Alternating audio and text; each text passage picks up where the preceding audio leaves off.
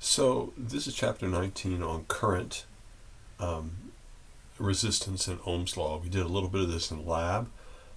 Current is the rate of motion of charge. So it's charge over time. The units are coulombs per second, or amps. Andre Ampere was a French guy who was born in the 1700s and studied electricity. Let's just do an example of this. We can say, what is the current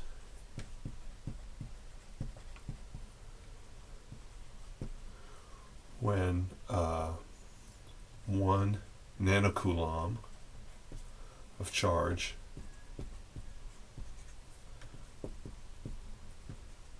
jumps from a doorknob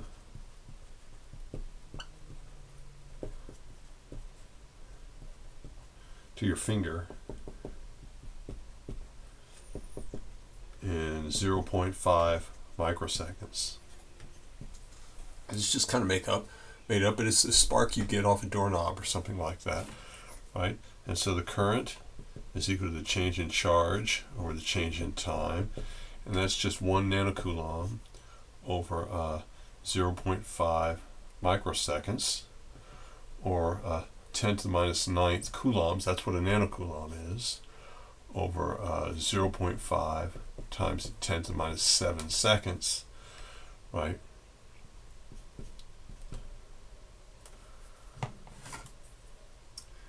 And so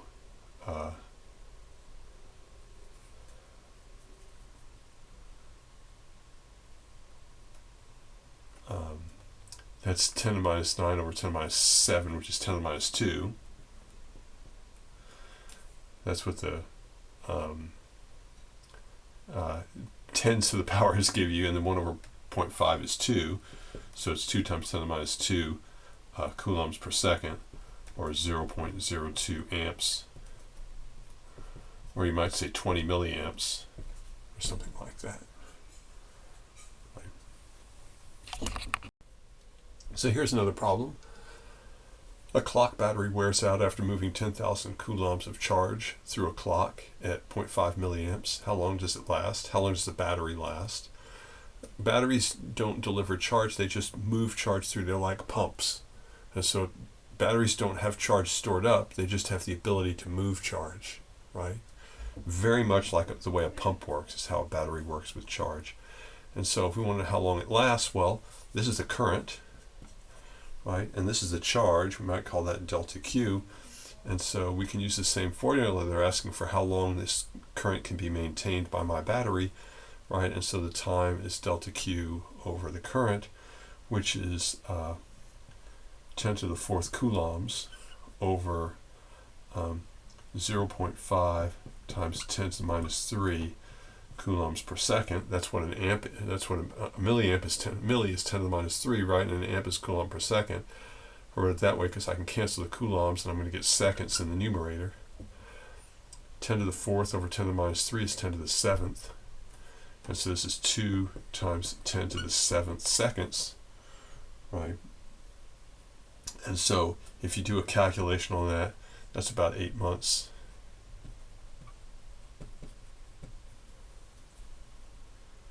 Something like that.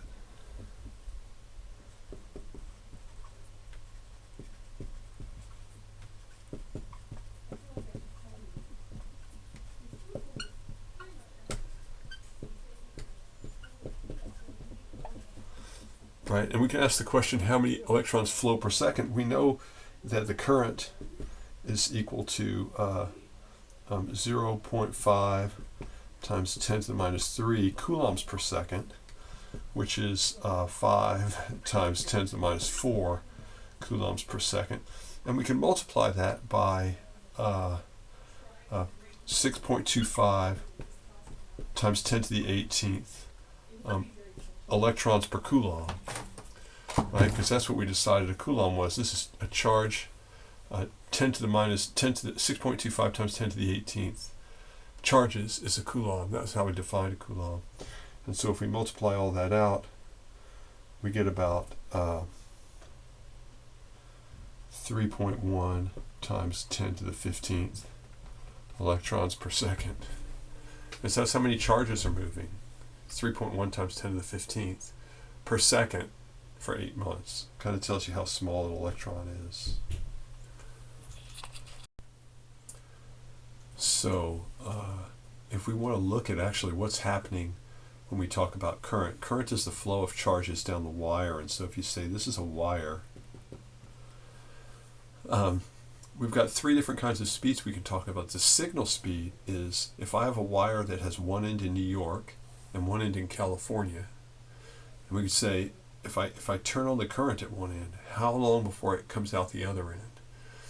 And the answer is, so if you think of this as a hose, imagine if it's already full of water all the way through, and you start pushing water at this end, how long before it takes the water to come out the other side? Well, there's water already there, and that's the question is, how long does that pulse take to run through the wire? And that's called the signal speed, and the signal speed is 10 to the 8th meters per second. It's almost the speed of light. The speed of light is 3 times 10 to the 8th meters per second, and so the signal goes through very quickly. That is to say, as soon as I start sending in electrons here, electrons start running out over here. The next thing is the charge speed, and the charge is how fast an individual electron is moving. And so if you think of all these black dots as the atoms, say this is a copper wire, and these are all copper atoms, right? That's what wires are made of. Well, we all know that they're valence electrons, and they're free electrons to run through a wire. Well, those free electrons interact strongly with the atoms that are in the wire, and they don't, even though there's a voltage pushing them this way, say, they don't always go that way. They drift around, and they have these strong interactions with all the atoms, and they can go forward for a while and then backward for a while and then do this kind of thing. But if you put a speedometer on them, like a car, and asked how fast are they going, that would be their approximate speed, 10 to the 6 meters per second on average. And so in whatever direction, not necessarily this way, over the long haul, if there's a current running this way down the wire, they'll all on average go this way. But individually, they're going in almost random directions all around through the wire. The thing that we see with current is called a drift velocity, and that is the average rate that the electrons drift down the wire as the current goes. And you might think that's really high, but it's really small actually. 1/10 of a millimeter a second is a typical average current speed, the drift speed for the current. And so these are 3 different relevant velocities to charge flow. If you want to think of it in terms of the individual atoms, we defined our current as delta Q over delta T. Well, the delta Q is, imagine this, we have this little section of wire here, and it moves this far in delta T. So all the electrons, free charges that were here, leave this space in time delta T, right? Well, if we want to figure out how many charges that was so we can calculate delta Q over delta T, we need to know, first of all, the charge. Well, the charge is E, just the charge on an electron. Those are our free charges in a metal, right? Those are those valence electrons. N is the number available per unit volume. How many free electrons are available per unit volume? Well, if it's a metal, there's usually about 1 per atom. And so N might be 1 per atom if this is copper or something like that. I think gold has 2. Some of it, depending on their crystal structure, can have a fractional number like 1.2. Every 5th atom has 2 free ones. All the others have 1 or something like that. And then this quantity is just the volume of this. It's the area times delta X. And so it's the charge times the number of charges per unit volume times the volume. That gives you the total charge stored in here. That's delta Q. And then divide that by the time it takes to travel that distance, and that's delta T. And so this gives you some idea of how the charge sort of moves in a wire. So now we can ask the question, how many charges are available to do things in a copper wire? For example, most wires made out of copper.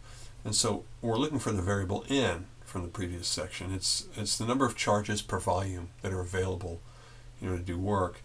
And so we want to calculate that for a copper wire. And so we're going to say, look, since there's about one free electron per atom, if we calculate the number of atoms per volume, then that'll give us pretty much the number of charges per volume. That'll be about the same. And so the way we get this thing, number of atoms per volume, is we just start doing some basically basic chemistry stuff. We start out with the mass density. The mass of copper is 8,800. The density of copper is 8,800 kilograms per cubic meter, right? And so we can take that and convert that into atoms per cubic meter. We take the 8,800 kilograms per cubic meter and multiply that by the moles per kilogram. So it's 1 mole of copper is its atomic weight in grams, and so that's about 0.065 kilograms. So I multiply this by 0.065, 1 mole over 0.065 kilograms, and that gives me the number of moles per cubic meter. And then I multiply that by the number of atoms per mole, and you can kind of see I can cancel the moles and the kilograms, and I get atoms per cubic meter. And if I multiply it out, it gives me about 8.1 times 10 to the 28th atoms per cubic meter over here, if you can see that. And then, and so I get about the same number of charges. I get about, my N is 8.1 times 10 to the 1/8 charges per cubic meter. That's a lot of charges in a cubic meter of copper, free charges. That's why copper is a pretty good conductor. So the next thing we can ask is how many free charges are in a 1 centimeter long copper wire of radius half a millimeter, right? And this is just a little piece of wire, a centimeter long and half a millimeter in diameter. And so the number of free charges is just the number of charges per volume times the volume, right? And that's equal to the number of charges per volume. We already determined this for copper, right? That's the thing that's 8.1 times 10 to the 28th. And then the volume is the volume of the wire, and that's the area times the length. The length is the 1 centimeter, right? And so this is 8.1 times 10 to the 28th charges per cubic meter, that's what we got last time, times the area, which is pi, times the radius, 5 times 10 to minus 4 meters squared, times the length, which is 0.01 meters.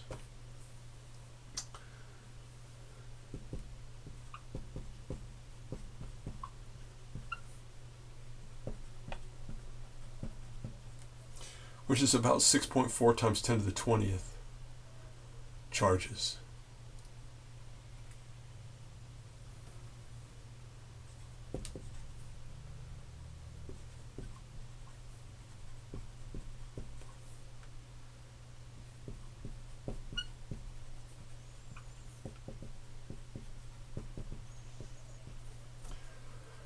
Right, we're going to ask how many coulombs this is.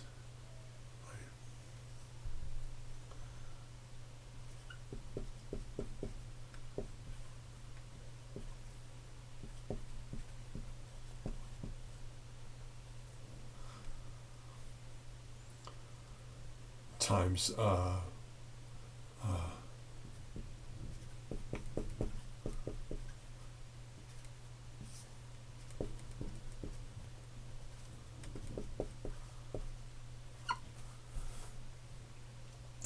it's about 102 coulombs, something like that.